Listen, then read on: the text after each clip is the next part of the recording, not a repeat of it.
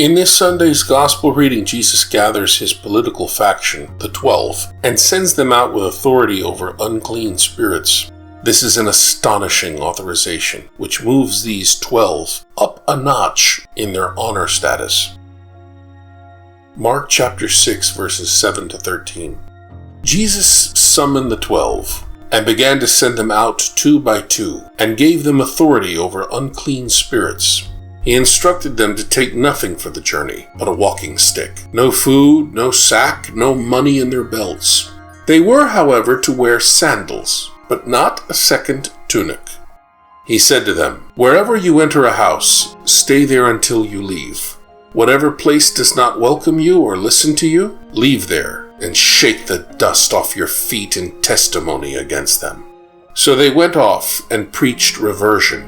The 12 drove out many demons, and they anointed with oil many who were sick and healed them. Spirits. People in the ancient circum-Mediterranean world not only held a strong belief in the existence of spirits, but also ranked them according to power. Whatever the Mediterranean people, at the top of the list was always our God. Then in the second tier were other gods, sons of God or archangels. There were different names for these same beings. Israelites would say that their patron god Yahweh is the one on top. Meanwhile, Macedonians would say that their patron god Zeus was the one on top. Sidonians would claim that the highest god was their patron god, Baal, while Moabites would say that Chemosh, their patron god, was the highest god. Do you see what's happening here?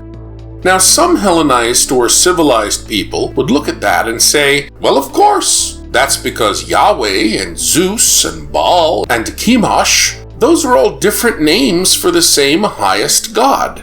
While others would say, no, that's not true. Our God is the highest. These other gods are his sons or relatives, part of his fancy entourage in the sky, and rank in the second place.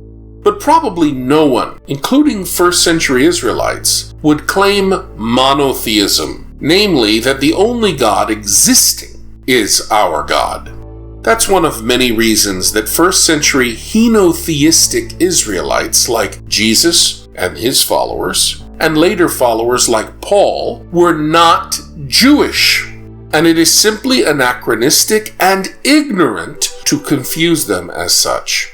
And they weren't Christian or Muslim either. They were not monotheists, folks. Now look at the third place.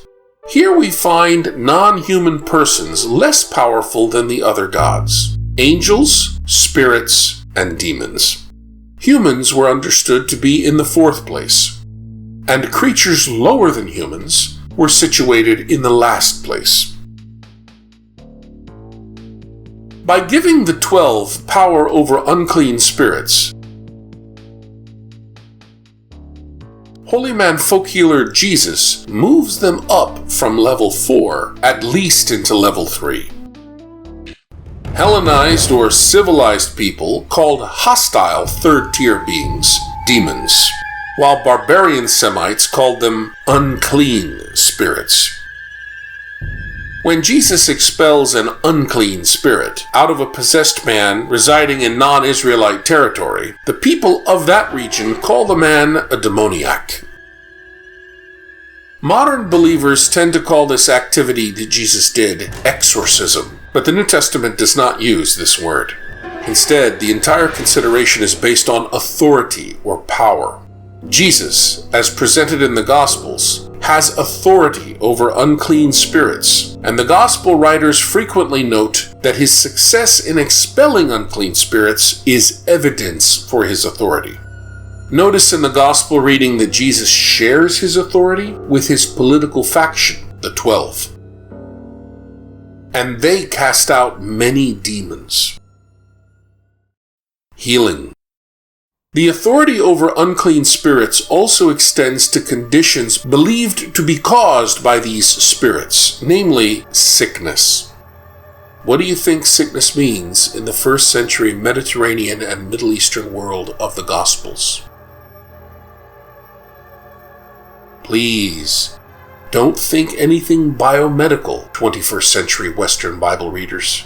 Here is what sickness means according to biblical peoples and the Gospels. That the distinction between demonic possession and sickness is fuzzy in the ancient world is evident in the story of Peter's mother-in-law. In Mark chapter 1 verse 30, she is sick with a fever, but the context of the Gospel of Luke indicates that the high fever that grips her is actually a demon named Fever, whom the shamanic holy man Jesus rebukes and expels.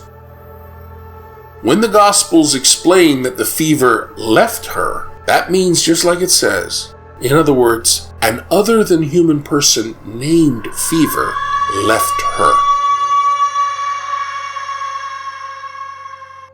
That's not what we think when we go to Advil or Tylenol, folks. Travel and hospitality. In the ancient world, travel was deviant and dangerous. It was deviant because there was little reason to leave one's ancestral dwelling, where one was normally surrounded by the extended family network. Everything you needed or desired was found here. And it was dangerous because robbers waited to ambush travelers, particularly those traveling alone.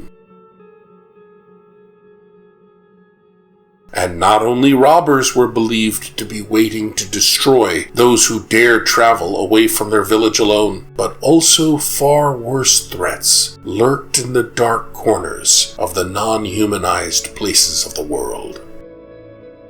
For this reason, Jesus tells his newly authorized faction members to travel in pairs. Very likely these pairs joined larger caravans for greater safety. The instruction to travel lightly with no bread, no money, etc. is not unusual. The needs of travelers, lodging and food, were to be provided chiefly through hospitality. The Mark in Jesus continues his instruction with special attention to hospitality, receiving or welcoming. Throughout the Middle Eastern world, hospitality is a value extended exclusively to strangers, not insiders. Insiders, like relatives and friends, are extended steadfast loving kindness. The process of Middle Eastern hospitality involves 3 steps. 1. The stranger is taken under the protection of a host for a given time. 2. The stranger is transformed into a temporary guest, with hopes that the two will part friends, but parting as enemies is also possible. 3. The host provides the guest with lodging, food, and especially a safe haven or protection from the suspicious and possible attacks of villagers. Why would villagers attack strangers? Well, throughout the Middle Eastern and Mediterranean social worlds, strangers are always suspected of being up to no good and plotting damage and destruction to the village.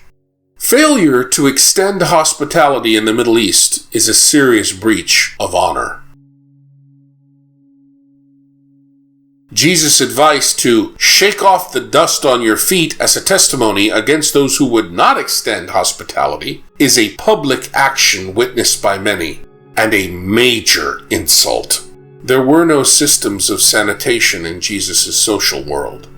Human and animal waste collect on the pathways of villages, and this was the dust collected on every traveler's feet. So, by shaking off the filth from their feet at those who will not welcome them, Jesus and his followers effectively write these people out of the human community. The gesture implies total rejection, hostility, and an unwillingness to be touched by anything the others have touched. Jesus and his followers are basically saying, such people are worth Folks, these culturally different understandings of spirits, travel, and hospitality challenge Western believers to gain a well-founded grasp of Middle Eastern culture. Contemporary books about angels and other spirits tend to reflect modern Western theological or spiritual concepts that sometimes have slim foundation in the Middle Eastern biblical texts. A sound, cross-cultural approach to reading and understanding the Bible can lay a much stronger foundation for the commendable exploration of these traditional topics.